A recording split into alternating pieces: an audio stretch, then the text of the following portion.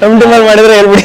ಇಲ್ಲ, ನನಗೆ ಯಾರು ಪ್ರಪೋಸ್ ಮಾಡಿದ್ರು ನಮ್ಮ ಅಮ್ಮಗೆ ಹೋಗಿ ಹೇಳ್ಬಿಡ್ತೀನಿ. ನಮ್ಮಮ್ಮ ನನ್ನ ಫ್ರೆಂಡ್ ಥರ, ನಾನು ಅವ್ರ ಹತ್ರ ಎಲ್ಲ ಹೇಳ್ಕೊತೀನಿ, ಅಮ್ಮ ಹಿಂಗಾಯ್ತು ಅಂತ.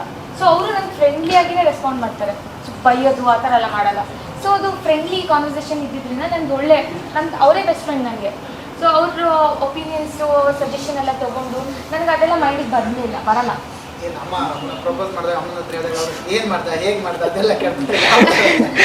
ಆಯ್ತಮ್ಮ ಹಂಗಾಯ್ತು ಅಂತ day to day life. But ನಾನು ಸ್ಟ್ರಿಕ್ಟ್ ಕಾಲೇಜ್ ಇದ್ದಿದ್ದರಿಂದ ಅದೆಲ್ಲ ಆಗೇ ಇಲ್ಲ. ಈ ಥರ ಇಷ್ಟು ಸಿನಿಮಾದಲ್ಲಿ ಹಿಂಗೆ ಕಲರ್ಫುಲ್ಲಾಗಿ ತೋರಿಸ್ತಾರೆ ಆ ಥರ ಎಲ್ಲ ಆಗಿಲ್ಲ, ಅಷ್ಟೆಲ್ಲ ಆಗಿಲ್ಲ. ನಾರ್ಮಲ್ ಆಗಿ ಒಂದು ಹುಡುಗಿ ಚೆನ್ನಾಗಿದ್ದಾರೆ ಅಂದಮೇಲೆ ಹೋಗೇ ಹೋಗ್ತಾರೆ, ಅದು ಯಾರು ಬೇಕಾದರೂ ಆಗಿರಲಿ. ಸೊ ಅದೇನು ಭಾವಂತ ವಿಷಯ ಎಲ್ಲ ಕಾಮನ್ ಇವಾಗ. ಹಂಗೆಲ್ಲ ಆಗಿತ್ತು, ಹೇಳಿದ್ದೀನಿ ನಮ್ಮಮ್ಮಗೆ. ಅದೇನು ವರ್ಕೌಟ್ ಆಗಿರಲಿಲ್ಲ. ಬೈದಿರ್ತಾರೆ ಹೋಗಿ ಅನ್ನ ಕೆಡೋಗಂತ. ಎಲ್ಲಿ ಕೇಳಿ ಬೇಜಾರಾಗಿ ಸರ್ ಆಯ್ತು ಅನ್ನ ಕೆಡೋಗಂತ ಬೈತಿತ್ತು. ಅದು ಅಷ್ಟು ನನಗೆ ನನ್ನ ಕಡೆಯಿಂದ ಏನೂ ಆಗಿಲ್ಲ.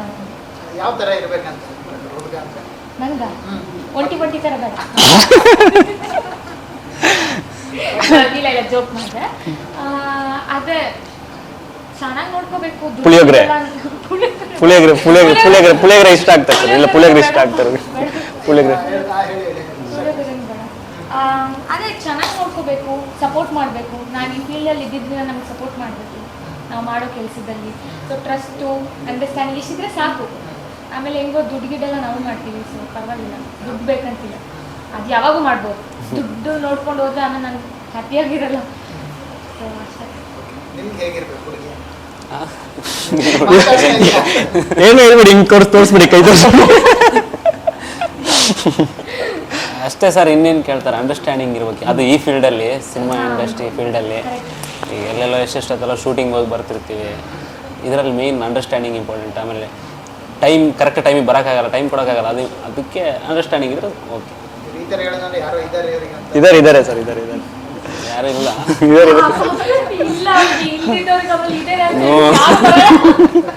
ಸಿನಿಮಾದಲ್ಲಿ ಒಂಟಿ ಇದ್ದಾರೆ, ಆಮೇಲೆ ಜೀವನದಲ್ಲಿ ನಿಜವಾಗ್ಲೂ ಒಂಟಿ ಆಗ್ಬಿಡ್ತಾರೆ. ಈಗಲೇನು ಅರ್ಜೆಂಟ್ ಇಲ್ಲ ಬಿಡಿ ಸರ್, ಇನ್ನೂ ಟೈಮ್ ಇದೆ. ಅದೇ ಸರ್, ತುಂಬ ಅಂದರೆ ಫ್ರೆಂಡ್ಲಿ ಆಗಿದ್ರು. ಈಗ ಡೈರೆಕ್ಟರ್ ಥರನೇ ಇದ್ರೆ ನಮಗೂ ಫ್ರೀಡಮ್ ಇರಲ್ಲ ಆ್ಯಕ್ಟ್ ಮಾಡೋಕ್ಕೆ. ಇಲ್ಲ ಅಂದರೆ ಫ್ರೆಂಡ್, ನನಗೆ ಇನ್ನೊಬ್ರು ಫ್ರೆಂಡ್ ಇದ್ದಾರೆ ಶ್ರೀಕಾಂತ್ ಅಂತ, ಅವರಿಂದ ಸಿನಿಮಾ ಸಿಕ್ಕಿದ್ದು. ಅವಾಗಿಂದ ಪರಿಚಯ, ಸಿನಿಮಾ ಸ್ಟಾರ್ಟ್ ಆದಾಗಿಂದ. ಬಟ್ ಅಲ್ಲಿಂದನೇ ಫ್ರೆಂಡ್ಲಿ ಆಗಿದ್ದರು. ಬಟ್ ಫ್ರೀಡಮ್ ಇತ್ತು, ಹೆಂಗಾದ್ರೂ ಆ್ಯಕ್ಟಿಂಗ್ ಏನು ಬೇಕಾದ್ರೂ ಮಾಡ್ಬೋದಿತ್ತು. ಹೋದ ತಕ್ಷಣ ಸ್ಟೋರಿ ಹೇಳಿದ್ರು, ಇಷ್ಟ ಆಯಿತು, ಚೆನ್ನಾಗಿತ್ತು ಸರ್ ಎಲ್ಲ. ಅದೇ ನನ್ನ ಫ್ರೆಂಡ್ ಶ್ರೀಕಾಂತ್ ಅಂತ ಇದ್ದಾನೆ, ಅವನ ಮುಖ ಹೀರೋಯಿನ್ ಇನ್ನೊಂದು ಯಾವುದೋ ಸಿನಿಮಾ ತಂಡ ಇತ್ತು, ಅಲ್ಲಿ ನೋಡಿದ್ದೆ. ಅಲ್ಲಿ ನೋಡ್ಬಿಟ್ಟು ಓಕೆ ನಮ್ಮ ಕ್ಯಾರೆಕ್ಟರ್ ಸೂಕ್ತ ಆಗ್ತಾರೆ ಸೆಟ್ ಆಗ್ತಾರೆ ಅಂತ ಹೇಳ್ಬಿಟ್ಟು ಅವ್ರ ಟೀಮ್ ಕಡೆಯಿಂದ ನಂಬರ್ ಇಸ್ಕೊಂಡು ಆಮೇಲೆ ಫೋನ್ ಮಾಡಿದ್ದೆ. ನೋಡಿ ಚೆನ್ನಾಗಿ ರೆಸ್ಪಾನ್ಸು ಅದು ಅದ್ರ ಬಗ್ಗೆ ಇನ್ನೊಂದು ಅವ್ರು ಮಾತಾಡಬೇಕಾಗುತ್ತೆ.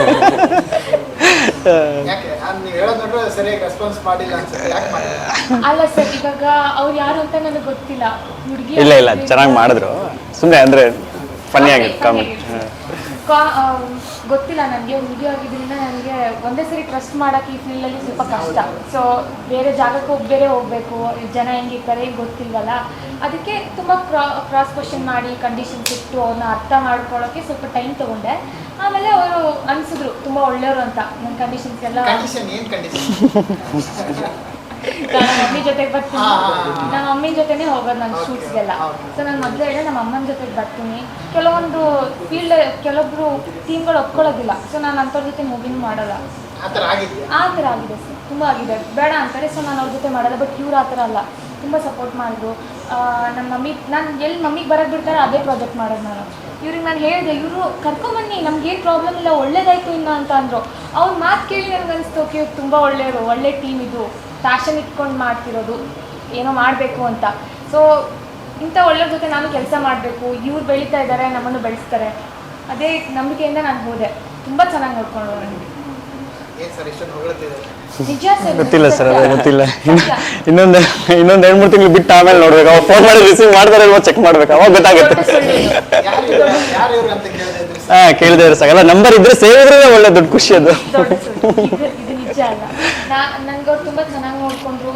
ಅವ್ರದ್ದು ಸ್ಟೋರಿ ಎಲ್ಲ ಕೇಳಿ ಆಮೇಲೆಲ್ಲ ಮಾಡಿ ಬಂದಮೇಲೆ ನನ್ನ ಮಮ್ಮಿ ಜೊತೆ ಆಗಲಿ ನನ್ನ ಜೊತೆಲಿ ತುಂಬ ಚೆನ್ನಾಗಿ ಮಿಂಗಲ್ ಆದರು, ಒಳ್ಳೆ ಕಡೆ ರೂಮ್ ಮಾಡಿಸಿ ನಮ್ಮದು ಸೇಫ್ಟಿ ನೋಡಿಕೊಂಡ್ರು, ಚೆನ್ನಾಗಿ ನೋಡಿಕೊಂಡ್ರು ನಮ್ಮದು.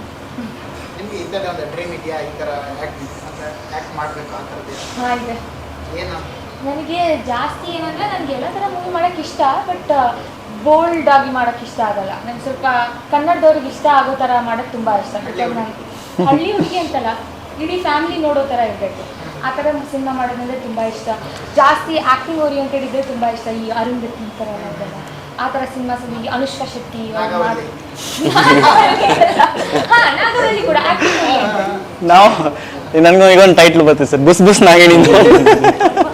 ಏನು ಮಾಡೋ ಅಂಥದ್ದು ಅಂತ ಗೊತ್ತಾಗ್ತದೆ, ಅಷ್ಟು ಟಾರ್ಚರ್. ಇಲ್ಲ ಇಲ್ಲ ಹಾಗೇನಿಲ್ಲ. So acting oriented, female oriented movie ಇರುತ್ತಲ್ಲ ಆ ಥರ ಮಾಡೋ. ಸರ್ ನಾನು ಹೇಳ್ತಿದ್ದೀನಿ ಇವಾಗ, ಸರ್ ನೆಕ್ಸ್ಟ್ ಮೂವಿ ಮಾಡಿ ಸರ್, ನೀವು ಕೇಳಿ ಅವ್ರಿಗೆ ನಾನು ಹೇಳಿದ್ದೀನಿ ನೆಕ್ಸ್ಟ್ ಮೂವಿ ಫೀಮೇಲ್ ಓರಿಯೆಂಟೆಡ್ ಮಾಡಿ ಸರ್, ಈ ಥರ ಮಾಡಿ ಅಂತ ಹೇಳಿದ್ದೀನಿ. ಅದೇ ಹೇಳಕ್ ಬಂದೆ ಸರ್, ಅದೇ ಹೇಳಿದೆ ಫೋನಲ್ಲಿ, ಮಾಡ್ತೀನಮ್ಮ ನೀವು ನಿಮ್ಮಮ್ಮ ಇಬ್ಬರೇ ನೋಡಿ ಫಸ್ಟ್. ಸೇರಿಸಿ ಮಾಡಿಸ್ತಾರೆ ಅಂತ.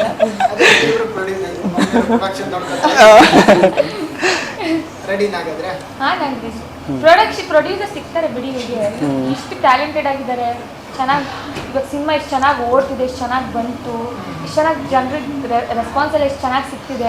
ಆಬ್ವಿಯಸ್ಲಿ ಇವಾಗ ನೆಕ್ಸ್ಟ್ ಮೂವಿ ಮಾಡ್ತಾರೆ, ಯಾವ ಪ್ರೊಡ್ಯೂಸ್ ಮಾಡಲ್ಲ, ಪ್ರೊಡ್ಯೂಸರ್ ಯಾಕೆ ಪ್ರೊಡ್ಯೂಸ್ ಮಾಡಲ್ಲ, ಮಾಡ್ತಾನೆ.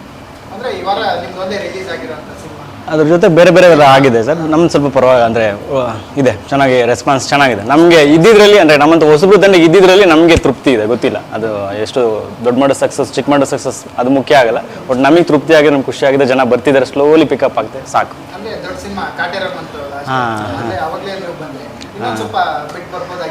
ಬರ್ಬೋದಾಗಿತ್ತು ಸರ್. ನಮ್ಮದು ಚಿಕ್ಕ ಟೀಮ್ಗೆ ನಮ್ಮದೇ ಆದಂಥದ್ದು ಸಮಸ್ಯೆಗಳಿರುತ್ತೆ, ಫೈನಾನ್ಷಿಯಲ್ ಸಮಸ್ಯೆಗಳು. ಹೌದು, ನಮ್ಮದು ಬಂದ್ರೂ ಕಷ್ಟ, ಬರದೇ ಇದ್ರೂ ಕಷ್ಟ. ಬರದೇ ಇದ್ದರೆ ಮತ್ತೆ ಡೇಟ್ ಸಿಗಲ್ವೇನೋ, ಥಿಯೇಟರ್ ಸಿಗಲ್ವೇನೋ ಅನ್ನೋ ಸಮಸ್ಯೆಗಳು. ಬಂದರೆ ದೊಡ್ಡ ದೊಡ್ಡ ಸಿನಿಮಾಗಳು ಇರ್ತವೆ, ಬಟ್ ಪರವಾಗಿಲ್ಲ. ಜನರು ರಿಯಾಕ್ಷನ್ಸ್ ಆಗಲಿ ಅದೆಲ್ಲ ಒಳ್ಳೆ ರೆಸ್ಪಾನ್ಸ್ ಬರ್ತಿದೆ, ಖುಷಿ ಆಗ್ತಿದೆ, ನೋಡಬೇಕು. ನೋಡಿ ಖುಷಿ ಪಡ್ತಾ ಇದ್ದಾರೆ, ಒಳ್ಳೆ ಕಮೆಂಟ್ಸ್ ಬರ್ತಿದೆ, ಸಾರ್ಥಕ ಆಯಿತು, ಫೀಲ್ ಇದೆ ಸರ್. ಖಂಡಿತವಾಗ್ಲೂ ತೃಪ್ತಿ ಇದೆ, ಸಮಾಧಾನ ಇದೆ, ಖುಷಿ ಇದೆ, ಎಲ್ಲದೂ ಇದೆ. ಏನು ಇವಾಗ ಅದೇ ಸರ್, ಇನ್ನೊಂದು ಮತ್ತೆ ಏನಾದರೂ ಅವಕಾಶಗಳು ಸಿಕ್ಕರೆ ಇನ್ನೊಂದು ಮೂವಿ ಮಾಡೋಕ್ಕೆ ನಮಗೆ ಪ್ರೋತ್ಸಾಹ ಸಿಗ್ತಿದೆ. ಅಂದ್ಕೊಂಡಿದ್ದು ನಾವೇನು ನಮ್ಮ ಕನಸಿರುತ್ತಲ್ಲ, ನಾವು ಅಂದ್ಕೊಂಡಿರ್ತೀವಿ, ಅಂದ್ಕೊಳೋದೇ ಬೇರೆ, ಆ ಸಿನಿಮಾ ಪರದೆ ಮೇಲೆ ಬರೋದೇ ಬೇಡ. ಆ ಅಂದ್ಕೊಂಡಿದ್ರಲ್ಲಿ ನಮ್ಗೆ 80 ಭಾಗ ಬಂತು ಅಂದರೆ ದೊಡ್ಡ ಖುಷಿ ಅದು. ಆ ತೃಪ್ತಿ ಇದೆ, ಖುಷಿ ಇದೆ, ತುಂಬ ಎಕ್ಸೈಟೆಡ್ ಆಗಿದ್ವಿ. ಯಾಕೆಂದರೆ ಫಸ್ಟ್ ಟೈಮ್ ಅಲ್ಲ, ತುಂಬ ಎಕ್ಸೈಟೆಡ್ ಆಗಿದೆ.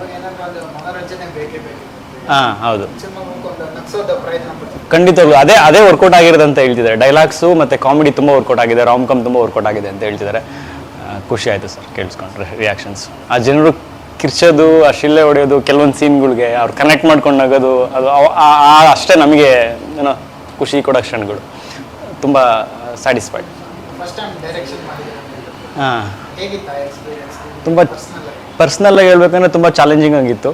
ಚಾಲೆಂಜಿಂಗು ಮತ್ತು ಹೊಸ ಸಮಸ್ಯೆಗಳು ಬರೋವನ್ನೆಲ್ಲ ದಾಟ್ಕೊಂಡು ಈ ಲೆವೆಲ್ ಹಂತದವರೆಗೂ ಬಂದಿದ್ದೀವಿ. ಕಷ್ಟ ಅಂತ ಅನ್ನಿಸ್ಲಿಲ್ಲ, ಯಾಕೆಂದ್ರೆ ಇಷ್ಟಪಟ್ಟು ಬಂದಿರೋದನ್ನ ಕಷ್ಟ ಅಂತ ಅನ್ನಿಸ್ಲಿಲ್ಲ.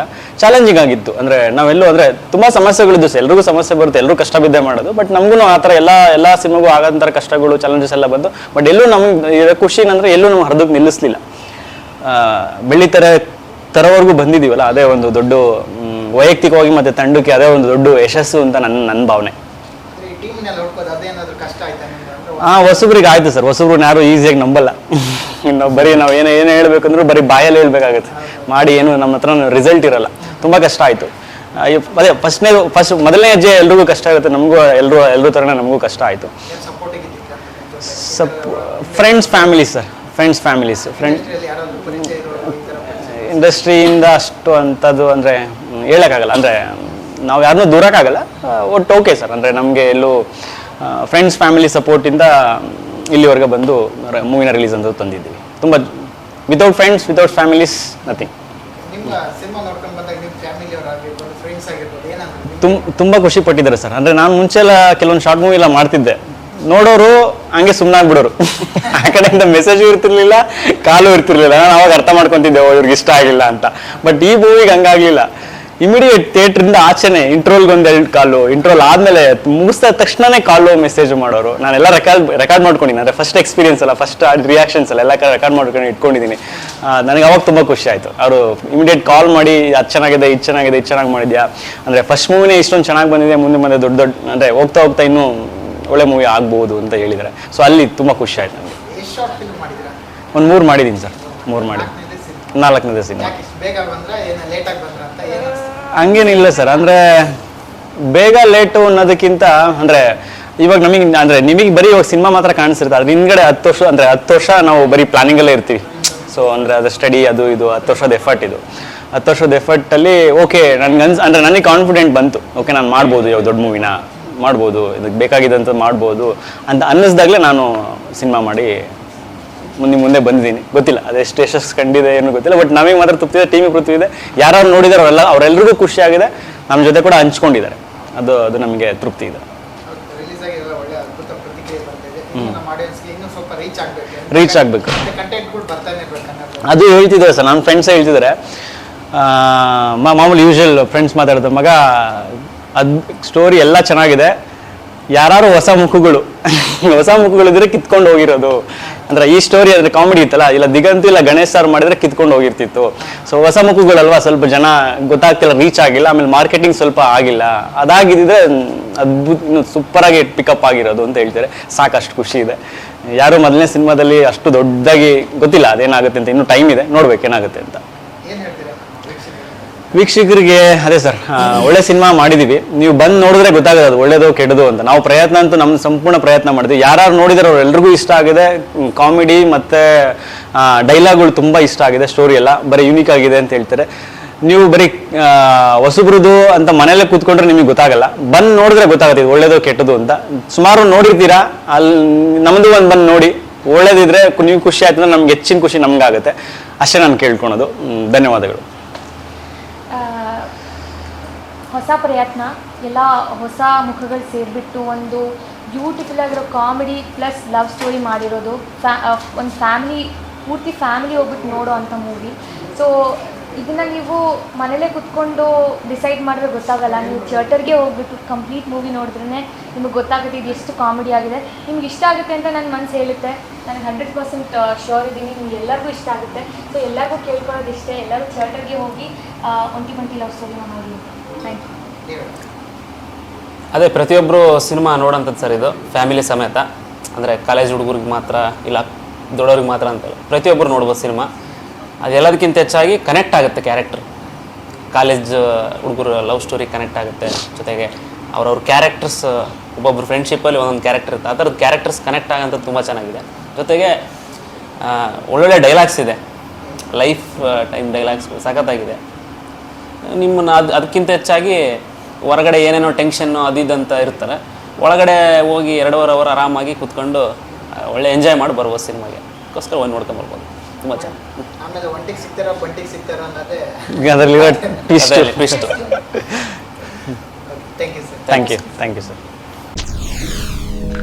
SS TV ಸಿನಿಮಾ ಜಗತ್ತಿನ ಕ್ಷಣ ಕ್ಷಣದ ಸುದ್ದಿಯೊಂದಿಗೆ.